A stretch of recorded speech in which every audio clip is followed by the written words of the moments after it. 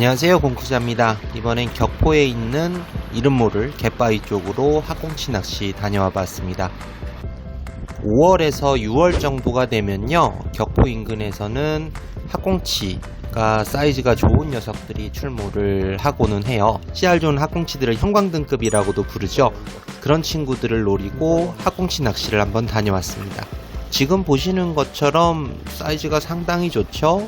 그래서 이런 친구들 정도 되면 우리가 보통 형광등급이라고 부르기도 하죠.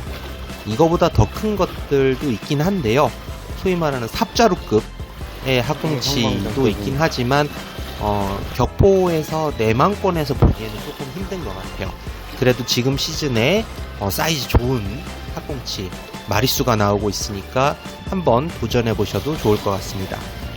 원래는 격포항 내항에서 낚시를 할 계획이었는데요, 격포항이 조금 주차를 하고 걸어 들어가는 게 좀 멀어요. 귀찮기도 하고, 그래서 그냥 인근 갯바위에서 낚시를 해봤습니다. 많은 조사님들이 함께하고 계셨고요, 썰물 타이밍에 맞춰서 좀 진입이 편한 장소로 진입을 하셔가지고 밀물 때까지 한 3시간 정도 낚시를 해봤습니다. 어느 포인트든 간에 밑밥을 좀 준비를 하셔서 조금씩 뿌려가면서 낚시를 하신다 그러면 그곳으로 포인트를 만드실 수가 있어요. 그래서 지금 시즌에 5월 말 그리고 6월 한 달 동안 격포 인근에는 사이즈 좋은 대물급 학꽁치들이 바글바글 한 상태입니다.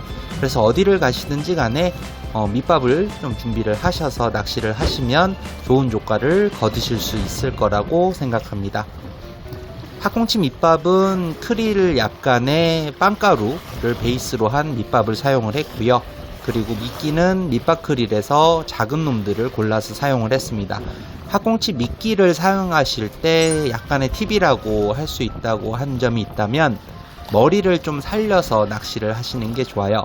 뱅에돔 낚시 같은 경우 입질이 예민할 경우에 머리를 떼내고 크릴의 몸통 부분을 사용하시는 경우가 많은데, 학꽁치 같은 경우는 좀 특이하게도 머리 부분을 좀 좋아한다라고 저는 개인적으로 생각을 해요. 그래서 밑밥 크릴의 머리를 살려서 바늘에 머리까지 꿰어서 낚시하시는 것이 조금 조과에 도움이 되실 겁니다. 지금 보시는 것처럼 사이즈 괜찮은 학꽁치들이 연이어 올라오고 있죠. 그래서 저도 이날 낚시를 할 때 조금 포인트가 멀리 형성되기도 하고, 그리고 바람이 좀 심하게 불어서 2단 목줄지 채비에 던질지를 좀 자중이 나가는 좀 무거운 찌를 사용을 했습니다. 학꽁치 낚시의 자세한 채비법 같은 경우에는 제가 이전 영상에 자세하게 소개를 한 영상이 있어요. 그거 보시고 참조하시면 될 것 같아요. 2단 목줄지 채비를 사용하시면 저 같은 경우에는 엉킴이 좀 적고 편했습니다. 그리고 낚싯대는 그냥 좋은 거 아니고 그냥 생활 낚싯대 아무거나 쓰셔도 괜찮아요. 그리고 바늘 같은 경우에는 고기 사이즈가 좀 되기 때문에 좀 9호 정도로 크게 사용을 했고요. 그리고 바람이 심하게 분 관계로 원줄 같은 경우는 한 2호 정도로 얇게 사용을 해서 바람을 좀 덜 타도록 그렇게 낚시를 진행을 했습니다. 바람이 좀 심하게 부는 날이었고 멀리서 입질을 했기 때문에 멀리 있어서 목줄지가 잘 보이지 않아서 좀 고생을 했는데요, 그래도 다행히 꽁치들의 활성도가 좋아서 입질이 오면 시원스럽게 찌를 가져가는 모습을 보여줬었습니다. 학꽁치는 수면에서 노는 물고기이기 때문에 특히나 서해 쪽 학꽁치들은 수면 근처에서 놀아요. 저는 이날 한 1m 정도를 기준 수심으로 주고 낚시를 했었습니다. 포인트를 고르는 요령 중에 하나가, 해안도로를 타고 이렇게 쭉 관광을 하다 보면 차들이 좀 해안도로가에 좀 많이 서 있는 곳들이 있어요. 바닷가 근처에요. 그러면 거기에다 차를 세우고 쭉 보면 사람들이 다니는 길들이 좀 있어요.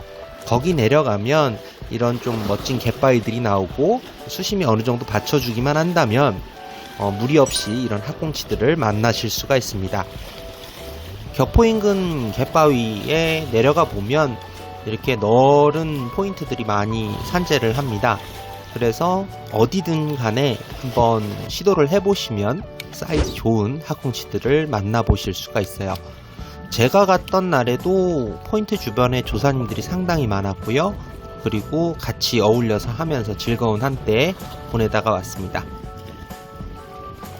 뭐 어디가 특정한 포인트다 라고 할 거 없이 좀 수심이 받쳐주는 갯바위, 그리고 발판이 편한 데에 어디든 쓰셔도 밑밥을 가지고 고기를 집어를 시킨다고 한다면 충분히 손맛을 보실 수가 있는 대상어예요. 그래서 밑밥을 조금씩 꾸준히 뿌려주신다고 한다면 학꽁치는 어디에서든지 그 밑밥을 투척한 곳 인근으로 모여들게 됩니다. 포인트를 직접 만드시면서 그리고 고기를 낚아내는 재미도 느끼실 수 있으실 거예요.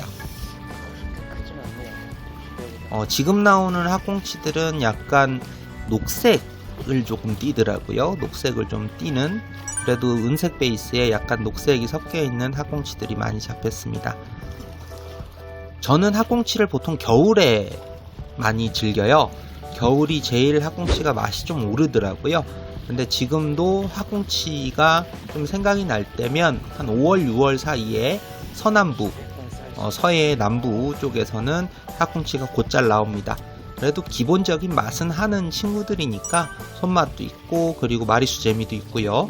그리고 입맛도 있는 그런 친구들이라고 보시면 될 것 같아요.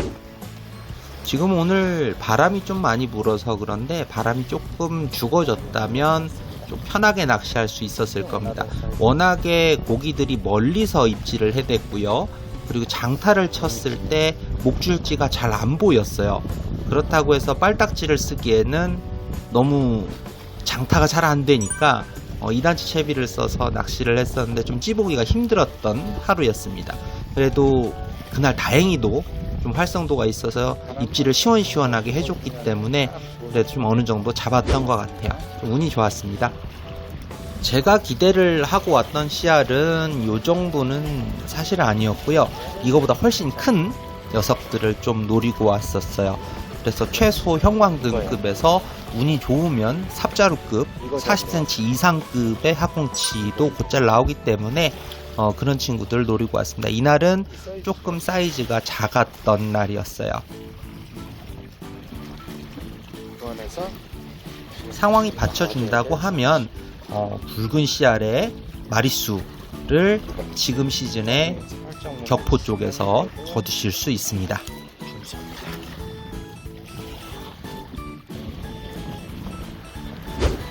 원래는 격포항에서 낚시를 하려고 했었는데요. 격포항 같은 경우에는 조금 멀어요.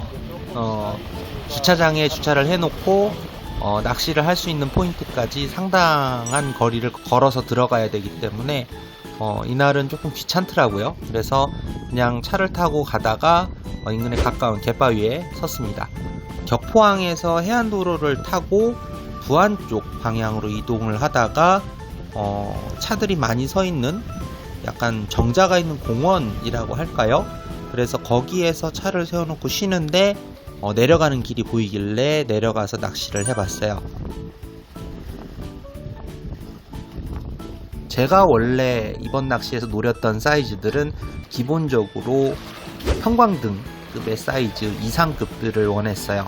그래서 운이 좋으면 소위 말하는 삽자루급 한 40cm가 넘어가는, 어찌 보면 동갈치하고도 헷갈릴 수 있는 그런 큰 사이즈들을 원했었는데, 그래도 뭐 이 정도면 나름 괜찮았던 것 같습니다.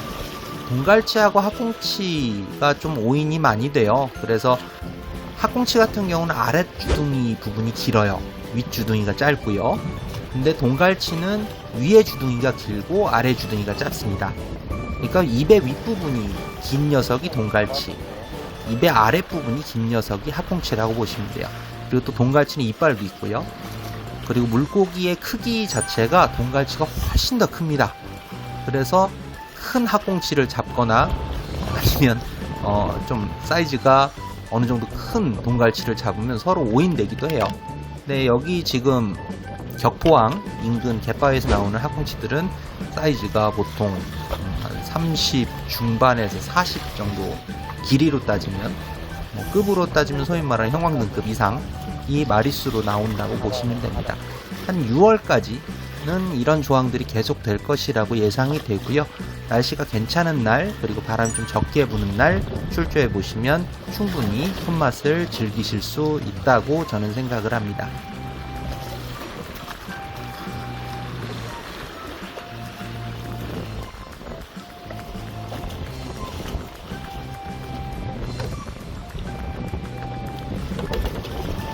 학꽁치 사이즈 괜찮죠?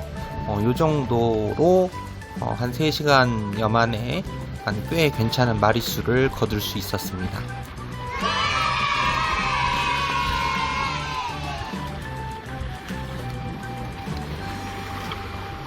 이제 학꽁치 손질을 해볼 텐데요. 지금 보시는 이 정도 사이즈 정도 되면 형광등급이라고 해도 무리가 없겠죠. 사이즈 상당히 괜찮습니다. 꽁치 손질을 해볼 텐데요. 비늘은 그냥 목장갑을 낀 손으로 좀 몇 번 문지르시면 잘 벗겨져요. 그리고 목을 가위로 자르시고 내장을 제거해 주시고요.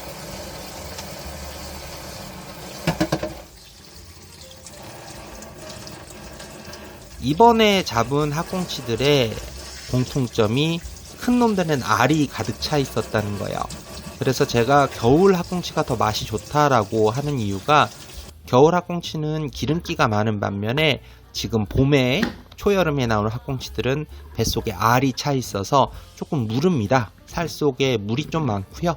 그래서 횟감으로서 맛있긴 한데 조금 떨어지는 감이 있죠. 그래서 학꽁치 회를 뜨는 방법은 이렇게 길게 다이미 오롯이라고 하죠. 한 번에 칼을 넣어서 3장 뜨기로 포를 떠줍니다.